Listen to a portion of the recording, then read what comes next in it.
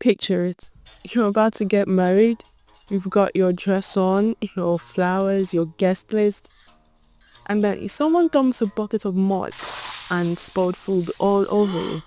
Yeah, that's a real wedding tradition. And trust me, this is just the beginning.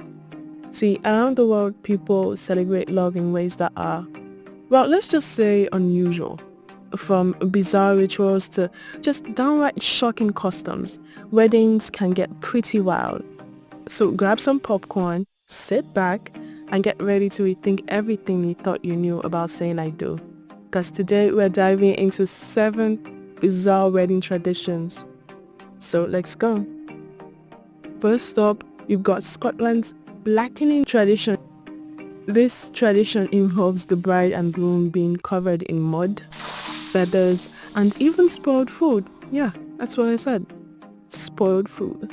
The friends and family of the couple do this to prepare them for the messy parts of the marriage. The belief is that if they can survive being covered in gunk, then they can survive anything. Historically, this tradition was also a way to ward off evil spirits because nothing says go away evil spirits like a bucket of spoiled milk. Fun fact, after their messy makeover, the couple is paraded around town, often in the back of a truck. It's like a pre-wedding roast, but with more mud. Next, we're heading to Kenya, where the Maasai tribe has a tradition that involves spitting on the bride. Yeah, it's spitting. Usually the father of the bride spits on his daughter's head and chest. The belief is that spitting brings good luck and fertility to the couple. Historically, the tradition is a way to bless the bride as she leaves her family to join her husband. It's a symbol of good wishes, even if it's a little wet. Generally, in Maasai culture, spitting is actually seen as a sign of respect.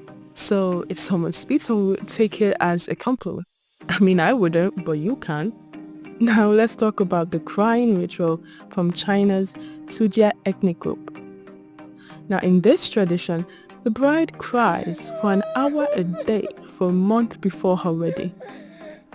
See, the belief is that crying is an expression of gratitude to her family, and it also prepares her emotionally for her new life.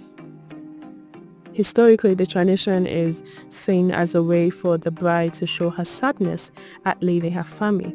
It's like a month-long emotional farewell tour. Fun fact, it's not only the bride who cries. See, sometimes her mother and other female relatives join in. It's like a good therapy session, but with more tears, of course. Next, we've got the kidnapping the bride tradition from the Romani culture.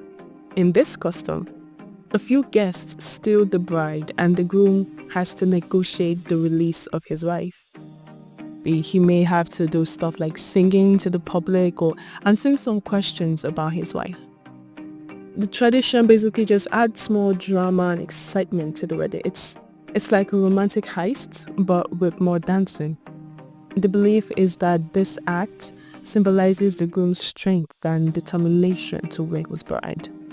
Now, let's talk about the no bathroom rule from Indonesia's Tidong community. In this tradition, the couple isn't allowed to use the bathroom for 3 days after the wedding. 3.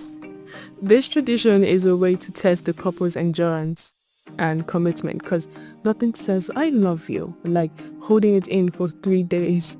I mean, I guess if you can survive that together, you can survive anything. The couple is usually supervised by family members to make sure they don't sneak off to the bathroom. Next up, you've got China's gate crashing tradition.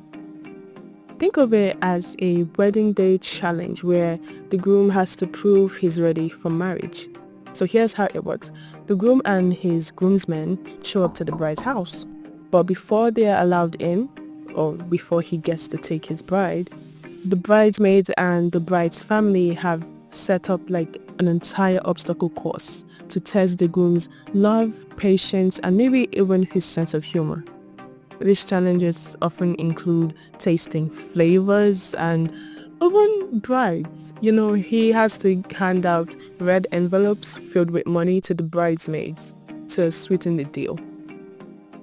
And once he survives the obstacle course and manages to win over the bridesmaids, he finally gets to rescue his bride.